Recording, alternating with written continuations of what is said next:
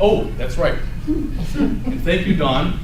There are cookies in the back. She doesn't want to bring any of them home. So make sure and eat those in the back. Thank you. Thanks, Erin. Well, good evening. Everyone, thank you for coming. My name is Laura Lau. I am a Circuit Court Commissioner for Waukesha County.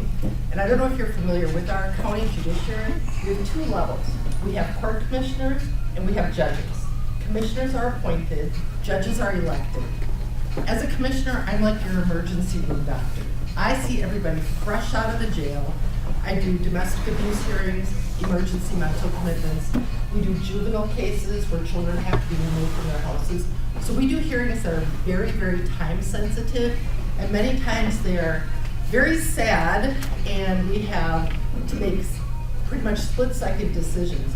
A little bit about myself. I live a half mile from here. I said this is the fastest time I've ever been able to get to a meeting before.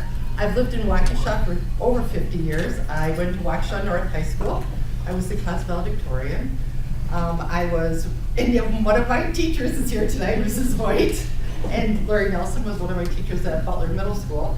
I was recruited out of high school, not so much for academics, but for athletics. I actually went to college on a bowling scholarship. I went to Penn State, which has a varsity bowling team, if you can believe it, as many big colleges do. So I got to go to Penn State. The first time I ever went in an airplane was to go out there and visit. So I have a bachelor's degree in finance. I loved accounting and bookwork, as Mrs. White can tell you. Then I came back and I went to Marquette Law School. I'm basically first generation college. My dad worked at the Motor Works. Two of my mom's friends are here from growing up. And my mom was a part-time secretary at the Freeman and then at WCTC. I was in private practice for 13 years as a family lawyer, which is pretty much the nice way to say I was a divorce lawyer. So I did that for 13 years, 2 years in Madison, that's the only time I've been out of the county, and then 11 years right downtown Waukesha. Then in 2001, I decided to maybe make a change in my career, so I applied to be a court commissioner, and I was actually appointed by Judge Foster, who is the person who's retiring this August and whose spot is open and is the one that's up for election. So as a court commissioner, I preside over hearings in all 5 court divisions: civil, criminal, family, juvenile, and probate. And like I said, I've been doing that for 16 years. We estimate that I've had over 20,000 hearings over those different 5 divisions. I was with the courts for 2 years when I lost my husband to suicide. That was a huge change in our family's life. It definitely took our whole family on a different trajectory. My kids were 10 and 13 at the time. So from that, I really spent a lot of time with my kids and my career. And my daughter now is 28 years old, and she's an attorney. She works for Waukesha County's Corporation Counsel office and does child support enforcement cases on behalf of the county and the state. And my son is 24, and he's a medical student at the medical college.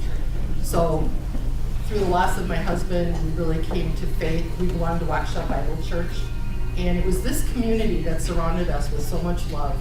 And I have a huge passion for being here. I've been on the Living Center board, the NAMI board, which is the Alliance on Mental Illness, Parents Place. I've been on a couple pro-health boards because I feel like it's just not enough to say that there are issues and problems without trying to get out there and be part of the solution. The biggest challenge that I see, now I'll talk to you about what I do. I have criminal court 3 afternoons a week, which means I see the people that are locked up in the jail and then they come straight to me. So one of the most, tragic cases I've had lately was the case with the Delafield person, the Good Samaritan. They say that was hit by the alleged drunk driver. So I will tell you what I have seen as far as changes in the judiciary that we're dealing with. 16 years ago when I would do criminal court, I had a lot of soft crime, I had a lot of shoplifting, operating after revocation, disorderly conduct.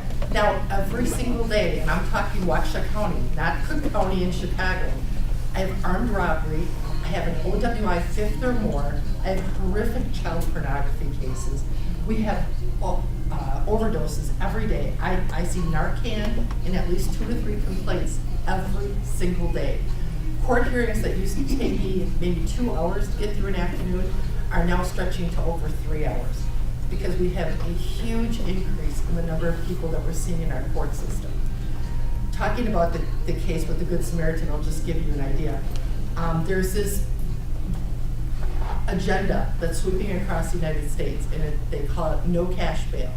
And so what they're doing is they're talking about, we shouldn't be setting any cash bail. You should either give a person a signature bond, and if you're not familiar with the legal terminology, what that means is you sign a piece of paper promising, like a Girl Scout, I won't drink, I won't drive, whatever. You don't put any cash bail down. You just sign a piece of paper and then you leave. That's what Milwaukee has adopted. They are piloting a new pretrial tool. And this is where, like I said, the man, the Good Samaritan case, the defendant in that case, his name is Frank Schiller. I'm not divulging anything that's not already public. He had been convicted 4 times of drunk driving, was charged with a 5th in Milwaukee. They gave him a $1,500 signature bond. So somebody had already been convicted 4 times, alleged to have a 5th offense. They let him, he walked in that day and they let him out that same day. He was also pending on 2 possession of heroin charges. Came into Waukesha County, went to his parents' house in Delafield, allegedly consumed too much alcohol, got in a car, the dad called 911, police didn't find him in time. He was driving on the shoulder and he hit that Good Samaritan so hard he decapitated him. So what I get is Monday afternoon when I walk into court, this is who I see. And so I get the I get the complaint that our DA has filed, who is doing a tremendous job with the increase in the cases coming in. And then I get our pre-trial screening report, which has the information from Milwaukee. If you go to my website, you'll see the actual TV footage, because unfortunately the cases are so awful in Waukesha now. We have TV crews in court all the time because we have sensational, awful cases. But I looked at the Milwaukee information and I said, this is incredible. I cannot believe that Milwaukee just allowed him to leave. We have screening programs, that they'll put people on ankle bracelets and things like that. But we don't have, and I'm sure Paul Decker from the county board can tell you, we don't have unlimited funds that we can't be monitoring people 24 hours a day. So we have to have additional safeguards. I am incredibly concerned about our community.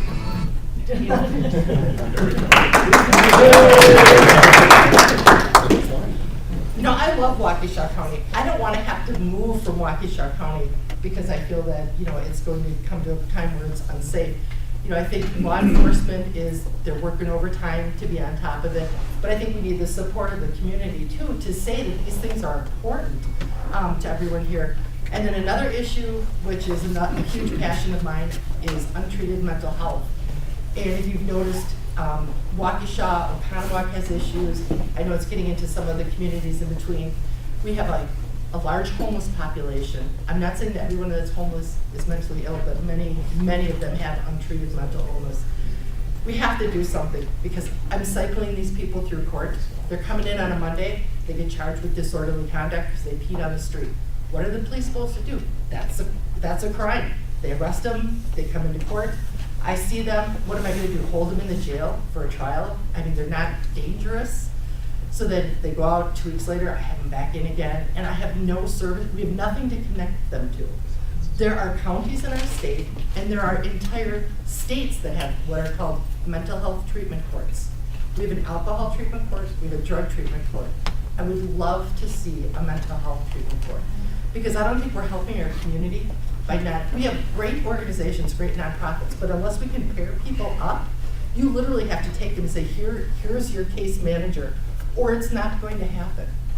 And I think in the long run, I know it would take some money as an initial outlay. There are grants that you can apply for, but we need somebody to champion a cause like that, and we would need public support for sure. So I don't know if you've ever heard of this issue, but I want to bring it up because, like I said, I don't think that we're helping the people in our community when we can't pair them up with services, and it's in my opinion the biggest issue, other than, and I don't know what the solution is with the opiate epidemic. It's just god awful, and it breaks my heart every time I see these people in court.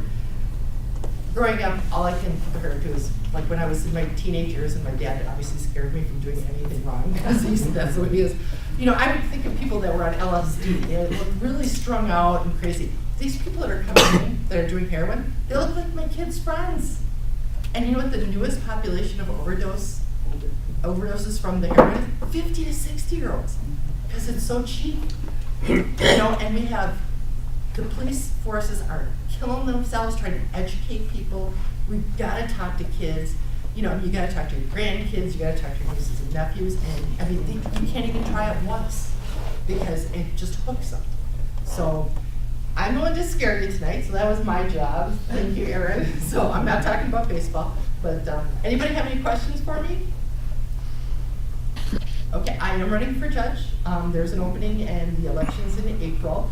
I would appreciate it if you would look maybe at your website or Facebook page. We do have some events coming up. We'll be at La Casa tomorrow for an event, but again, my name is Laura Lau, and I have to say, please vote April 3rd. Thank you. Laura, I have a question for you. What is your position on the drug court? Well, I think drug court is very successful, but I don't know if people understand. And we can take such a limited group of people because it's very person-to-person intensive. And I think drug court, alcohol treatment court, we gotta offer people a way to get out of that cycle. So I think it's successful, but I'm gonna tell you, it is very time intensive because they come in every single week. Yeah, thank you. Okay. Because like a question as far as like the OWIs and everything, do you have any ideas on helping to reduce like the numbers, to make it stricter for people who are drunk driving? That's a legislative issue, and I'll just give you this because I wasn't a criminal lawyer when I was in private practice, but now I spend probably 60% of my time in criminal court. First time I sat down with a criminal complaint, and it was an OWI second, because it's the lowest kind of criminal case. It's called a CT, criminal traffic. It's not even a misdemeanor. The highest bail I can set on a case like that is the highest potential penalty. So it doesn't matter if somebody has a PBT, like their blood alcohol is 0.32, they could have been driving the wrong way down the road, could have been convicted 4 months before their first OWI. The highest bail I can set is $1,100. But the next person that comes in, not Erin, the next person that comes in, if they allegedly steal a Snickers bar from the PDQ, I can set their bail at $10,000. The first time I got that, I looked at the complaint and I turned to my clerk, who was a veteran in criminal court, and I said, this is wrong. And she goes, no, that is what it is. Third offense, highest fine $2,000. Now you get to a fourth, the legislature did change that. That is now a felony. If something is charged as a felony, you can set the bail at anything. So for example, the man that allegedly hit the Good Samaritan, he's sitting on $1 million right now. So that was the bail that I set for him. But I'm going to tell you, there are people that come in and, you know, we have big courtrooms and people talk. If it's not something that looks like it's serious, I got to tell you, if you ever know, Abercrombie and Fitch does not prosecute shoplifters. Every teenager and middle school kid knows that, and that is their training ground for shoplifting. How do you think they find out? Because they talk. So when people come into court and it's like, yeah, I'll take my chance, it's like, I don't think we can live like that in this community. You know, so I can't change it. You know what I mean? The penalties are set by the legislature, but I would say personally I think they're light. And I was actually hit by a drunk driver once. Yeah, 3 months before I graduated from law school, so the police are like, of course you remember this license plate, of course you remember this. But I was lucky, you know, my car was totaled, but I was okay. Everybody's not that lucky. So, but and you can quote me on this, my children were never allowed to leave where they were after midnight, because the highest incidence from all my graphing over 16 years is midnight to 1. It's not 2 o'clock, because at midnight people go, oh my God, I've been drinking too much, and they jump in their car. So you tell your kids wherever they are, they stay. If you've got kids at your house, you call their parents and say the kids are staying here, because being on the road at that time is just not a good idea. Okay. Thank you, Laura. Appreciate that.